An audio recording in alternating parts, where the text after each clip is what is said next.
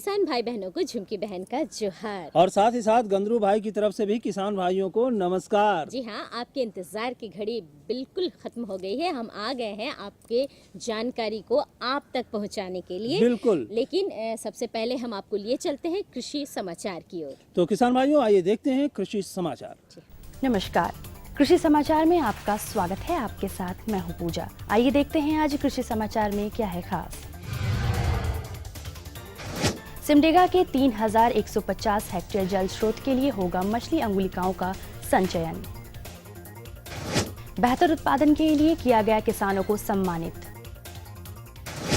वृक्षों की पतली टहनियों को काटने में कारगर है टेरिस्कोपर पुनर।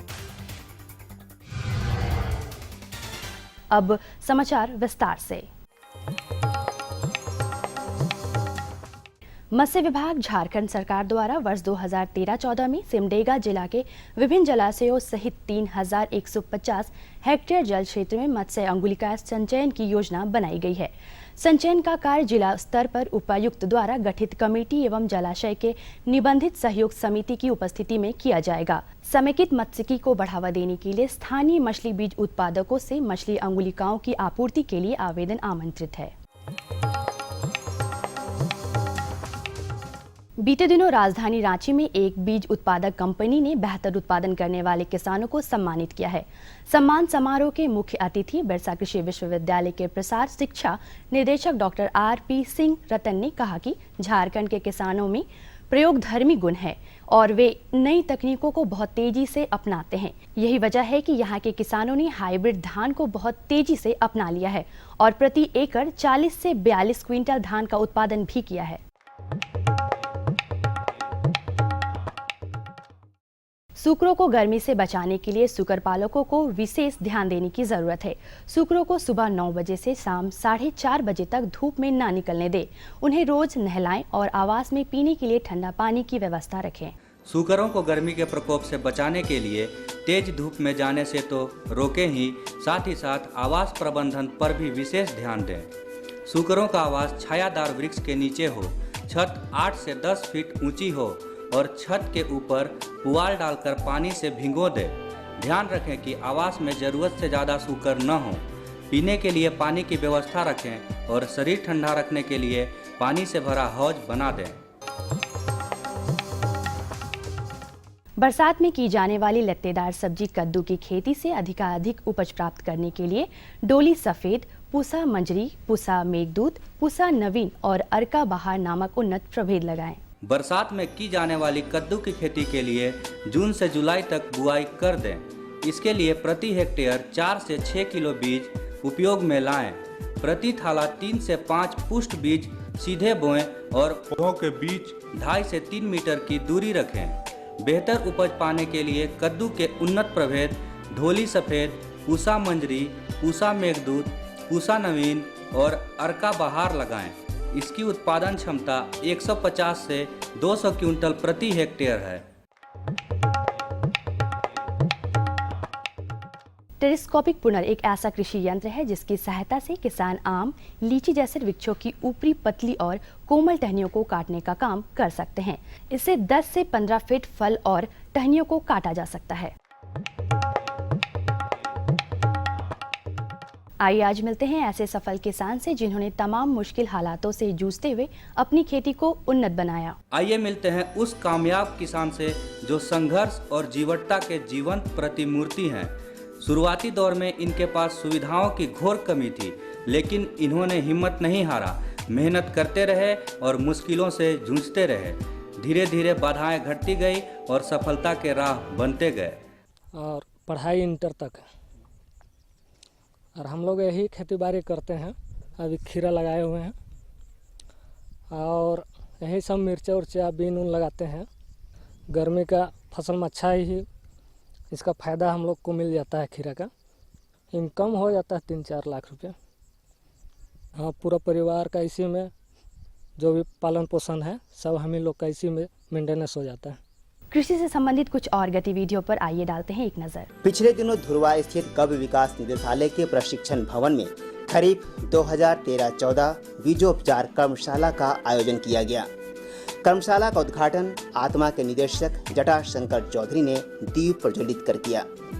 मौके पर झारखंड के लगभग सभी जिलों के कृषि पदाधिकारी एवं किसान मित्र मौजूद थे।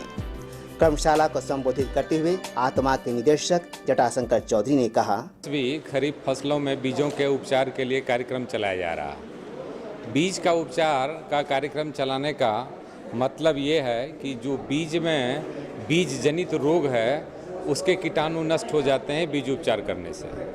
यह कार्यक्रम पहले भी हम लोग चलाते आए हैं, लेकिन पिछले वर्ष से इसको एक नए स्वरूप में हम लोगों ने लागू किया है। उसका स्वरूप ये है कि हम लोग प्रत्येक पंचायत में जागरूकता अभियान चलाते हैं। उसमें हम लोग जो निजी कंपनियां हैं सीड की, पेस्टिसाइड का, उसको भी हम लोग इन्वॉल्व करते हैं और प्रचार सामग्री उनसे लेकर के लोगों के बीच वितरण कराते हैं। हर पंचायत में अवेयरनेस कैंपेन चलाने के लिए हम लोगों ने कहा है कि यथासंभव आप उसमें वीडियो सीडी दिखाइए, ऑडियो कैसेट दिखाइए कैसे बीज करते हैं, और सीड ड्रेसिंग जो ड्रम है उसमें करके भी बताइए। तो एक तो जागरूकता अभियान है जो कि प्रत्येक पंचायत में चलाना है। दूसरा, हर पंचायत में पिछले बार हम लोगों ने एक कृषक मित्र को चुना था और सीड ड्रेसिंग ड्रम दिया था हम लोगों ने मुफ्त में, ताकि वो सभी किसानों का निःशुल्क बीज उपचार कर सकें। उसके बाद जो दवा है उसका, उस पर भी हम लोग 90% अनुदान देते हैं, ताकि जो बीज उपचार अभियान का सभी अवयव है वो सारे अवयव एक साथ लागू किए जाएं। और अब एक नजर राज्य के 5 प्रमुख शहरों के मौसम के मिजाज पर। आज राज्य के 5 प्रमुख नगरों के दर्ज तापमान कुछ इस तरह से हैं। रांची का अधिकतम तापमान 39.8 डिग्री सेल्सियस और न्यूनतम 25 डिग्री सेल्सियस। जमशेदपुर का अधिकतम तापमान 43 डिग्री सेल्सियस और न्यूनतम 28 डिग्री सेल्सियस। मेदिनीनगर का अधिकतम तापमान 44 डिग्री सेल्सियस और न्यूनतम 28 डिग्री सेल्सियस। वहीं देवघर का अधिकतम तापमान 42 डिग्री सेल्सियस और न्यूनतम तापमान 28 डिग्री सेल्सियस। धनबाद का अधिकतम तापमान 44 डिग्री सेल्सियस और न्यूनतम 29 डिग्री सेल्सियस रहा।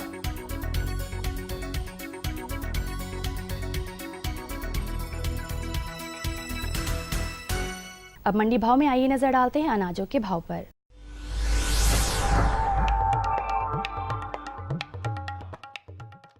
आज कृषि उत्पाद बाजार समिति पंडरा रांची में दर्ज किए गए विभिन्न खाद्यान्नों के थोक भाव कुछ इस प्रकार हैं।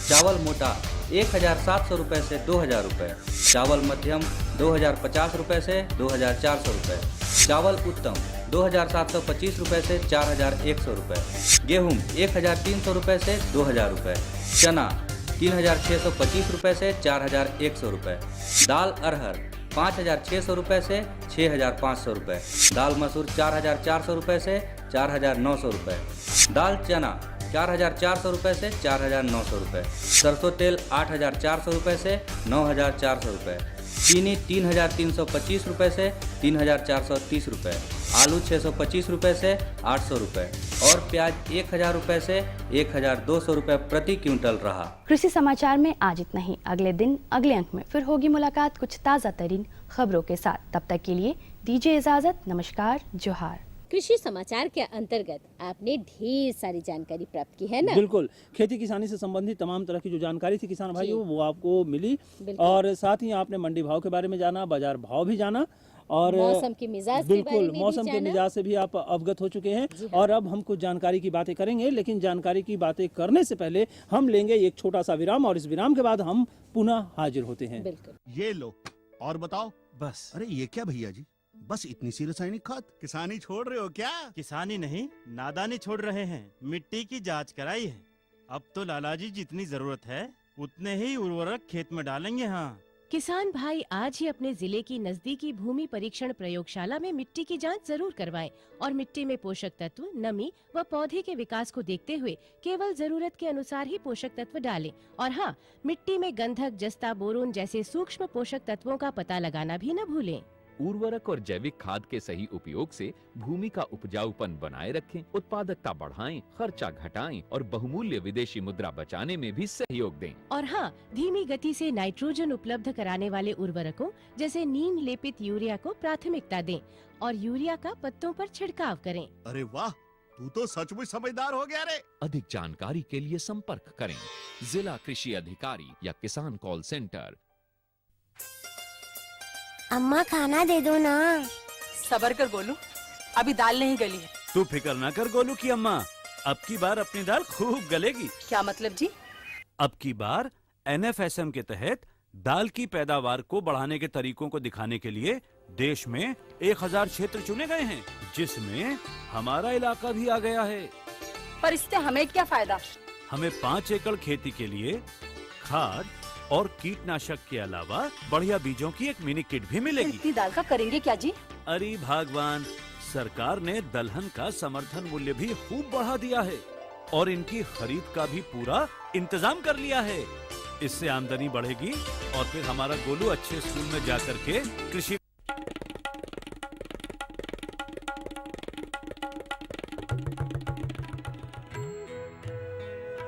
अम्मा जी, मैं चली स्कूल पढ़ने। स्कूल? पर शादी के वक्त तो तूने कहा था कि तू पढ़ी लिखी है। अरे अम्मा जी, फार्म स्कूल जा रही हूँ खेती की नई नई बातें सीखने। आप भी चलो ना। फार्म स्कूल, जहां खेतों में पैदावार बढ़ाने की हर बात किसानों को सिखाई जाती है, जैसे मिट्टी के हिसाब से सही खाद, बढ़िया बीज और जरूरत के मुताबिक कीटनाशक, ताकि कम लागत में अधिक मुनाफा। विराम के बाद एक बार फिर से स्वागत है हमारे सभी किसान भाई बहनों का। और किसान भाइयों, अभी खरीफ का मौसम आने वाला है, यानी अब बरसात का मौसम। अभी तो गर्मी का मौसम चल रहा है, लेकिन बरसात का मौसम भी शुरू होने वाला है। कुछ दिनों के बाद बरसात का मौसम, कई जगह पर मानसून ने अब दस्तक दे भी दी है। जी हाँ। और हम उम्मीद करते हैं कि झारखंड में कुछ दिनों के बाद मानसून जरूर आएगा। और झुमकी बहन, आपको मालूम भी होगा कि यहाँ फ्रेंच बीन का जो उत्पादन है वो काफी मात्रा में होता है। फ्रेंच बीन यानी किसान भाइयों जिसको हम लोग फरस बीन भी कहते हैं, और इसकी मांग भी बाजार में काफी है। तो बरसाती फ्रेंच बीन की खेती के बारे में आज हम अपने किसान भाइयों को जानकारी देने जा रहे हैं। बिल्कुल, और जानकारी दे रहे हैं हमारे विशेषज्ञ डॉक्टर RS पान जी। तो आइए जानकारी लेते हैं विस्तार से। किसान भाई सभी जानते हैं जो इस क्षेत्र पे फ्रेंच बीन की जो बरसाती खेती होती है ये बहुत ही सफलतापूर्वक होती है। और इस मौसम में विशेष करके जो लतरदार फ्रेंच बीन है उसकी खेती होती है, जो कि बरसात का मौसम है, इसीलिए हम लतरदार जो फ्रेंच बीन है उसी की खेती करते हैं। तो अभी किसान भाइयों को खेत को तैयारी कर लेना है और तैयारी करके उसमें 3-4 बार अच्छा तरह से जुताई करके और उसमें करीब 200 से 250 क्विंटल प्रति हेक्टेयर के दर से सड़ी हुई गोबर की खाद का प्रयोग करें अंतिम जुताई के समय। उसके बाद जो रासायनिक खाद है उसमें यूरिया करीब 60 किलोग्राम और सिंगल सुपर फॉस्फेट 315 किलोग्राम और 85 किलोग्राम म्यूरेट ऑफ पोटास प्रति हेक्टेयर के दर से बुआई से पहले प्रयोग कर लेना चाहिए। किसान भाइयों को सहारा देने के लिए बांस का खूंटी का प्रयोग करें, उसमें तार लगा के और सुतली के माध्यम से उसमें सहारा देना है। इसलिए जब ज़मीन पर हम बुआई करने जाएंगे तो हमारा जो लाइन से लाइन की दूरी हमको